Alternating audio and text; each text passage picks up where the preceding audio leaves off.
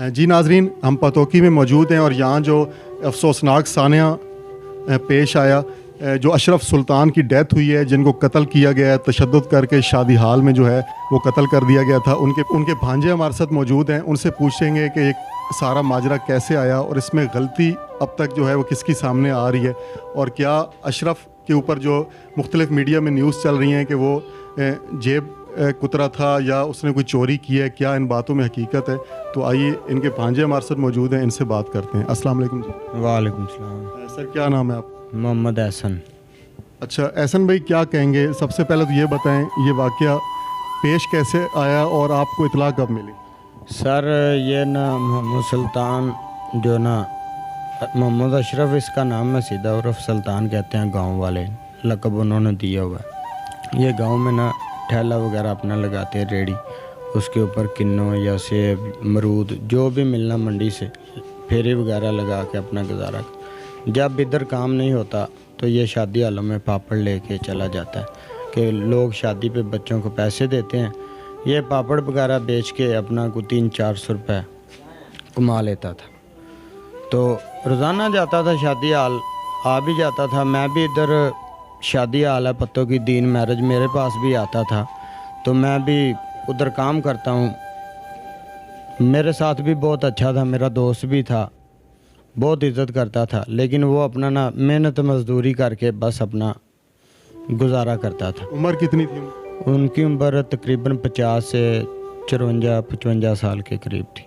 अच्छा ये बताएं, जब वाक़या हुआ आपको किस वक्त मालूम हुआ कि हमारे मामू का जो है वो कत्ल हो गया?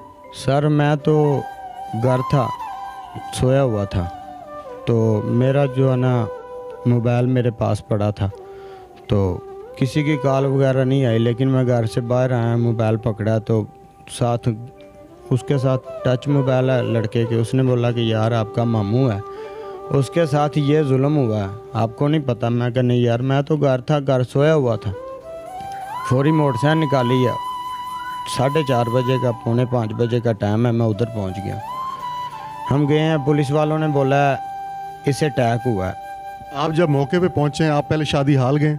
जी मैं शादी हाल, वो हमारे गांव के 2-3 लड़के पहले मुझसे पहुंच चुके थे। अच्छा, आप जब वहाँ पहुंचे हैं तो लाश ऐसी पड़ी हुई थी, मैयत जो है वो ज़मीन पे पड़ी है? मैयत उसकी मेरे मामू की ज़मीन पे पड़ी है, लोग अपना मज़े से खाना खा रहे हैं, किसी को कोई परवाह नहीं है, मक्खियाँ बैठ रही हैं, आ रही हैं जा रही हैं। अच्छा ये बताएं, जिनकी शादी थी, शादी में अमूमन 200-300 लोग होते हैं, हमने वीडियो में देखा है काफ़ी लोग थे, वहाँ कोई ऐसा आदमी नहीं था जो इनको पर्सनल तौर पे ज़ाती तौर पे जानता हो? सर इसने अपने पापड़ वगैरह लगाए हुए थे बाहर, बारात इंटर हुई है, वो पैसे वगैरह उन्होंने फेंके हैं, लड़कों ने पैसे उठाए हैं, एक लड़के ने मोबाइल निकाला है, जो बाराती आए हैं, किसी लड़के ने किसी बाराती का मोबाइल निकाला है? जी, उसने मोबाइल निकाला तो उसको मारना शुरू कर दिया, काफ़ी मारा, वो पैसे फेंक रहे हैं, मार रहे हैं, लेकिन वो बच्चे को लहदा करके मार रहे हैं। इसने अपना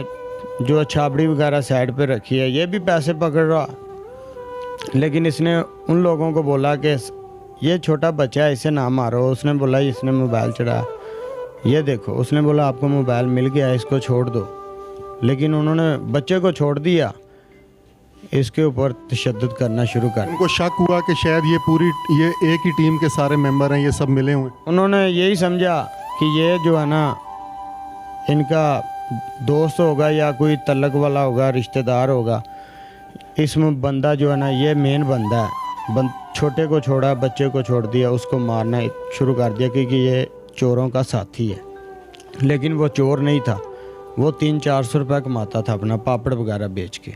अच्छा ये बताइएगा, कुछ मीडिया में ये भी खबरें चल रही हैं कि ये नशा करते थे और जब नशा नहीं मिलता था तो ये जो है वो इस तरह के काम, तो इसमें कोई हकीकत है या सब एक झूठा प्रोपेगेंडा किया जाए? लेकिन सर उसकी जो रेडी घर में खड़ी हुई है, हम सब्ज़ी मंडी से भी उसका रिकॉर्ड ले सकते हैं। इधर वहाँ खारा गांव है, उधर डिपो बन रहा है असले का। आज से 15 दिन पहले जब शादी हालों में आर्डर नहीं था, वो हमारे साथ मजदूरी करने भी उधर जाता था, हम उधर से भी उसका रिकॉर्ड ले सकते हैं कि वो मज़दूर था, एक कोई नशा नहीं करता था, सिगरेट वगैरह पीता था या नस्वार रखता था। अच्छा, हमें हैरत इस चीज़ की हो रही है कि पूरे शादी हाल में 200 या 300 जो लोग थे, जब वो खाना खा रहे थे और वो उनकी मैयत जो है ज़मीन पे पड़ी थी, तो इंसानियत बिल्कुल नहीं जागी। किसी बंदे को ये एहसास नहीं हुआ कि रेस्क्यू 112 को इतला कर दें, पहले एम्बुलेंस आए, मैयत को जो है वो रवाना किया जाए या हॉस्पिटल पहुंचाया जाए। आपका कहना है कि तमाम तर लोग खाना भी खाते रहे, जश्न भी मनाते रहे, सब कुछ चलता रहा। शादी हाल वाले ने भी कोई मतलब कि वहाँ पे नोटिस नहीं लिया? सर शादी हाल वाले ने अपना काम करना है। शादी हाल जिस मालिक का है उसने आगे ठेके पे दिया हुआ है, मैनेजर है राना विक्की। अच्छा जी, वो भी म्यूँ है, जो बराती हैं वो भी म्यूँ हैं, जो लड़की वाले हैं वो भी म्यूँ हैं। ठीक है। अच्छा, अब ये बताएं कि पुलिस ने एफआईआर जो है वो अब तक जो एफआईआर कर चुकी है, पुलिस का क्या कहना है? पुलिस डीएसपी साहब आए हैं, आसफ साहब, ताहिर एसएचओ साहब आए हैं, हम उनका शुक्रिया अदा करते हैं। उन्होंने बोला है कि हम आपके साथ हैं, तो इंशाल्लाह इंसानियत तौर पे हम इंसाफ लेंगे।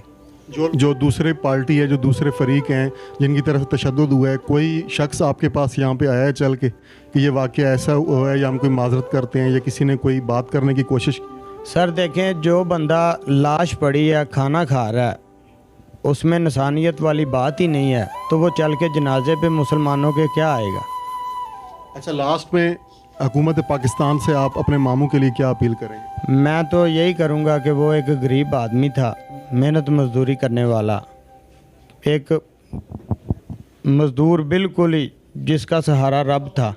उसने अपनी ज़िम्मेदारियों से बहनों की शादी भी की है, तीनों की, एक भाई की भी की है, अपना भी एक छोटा कमरा डाला, लेकिन उसने अपनी ज़िम्मेदारियां निभाई हैं कि मेरी बहनों को कल को कोई बात ना करे। मेरा यही कहना है कि वज़ीर आला से कि जनाब हमें इंसाफ दिया जाए, मेरे मामू को इंसाफ मिले, और आइंदा से किसी भी दुनिया में कोई बंदा ऐसी हरकत ना करे।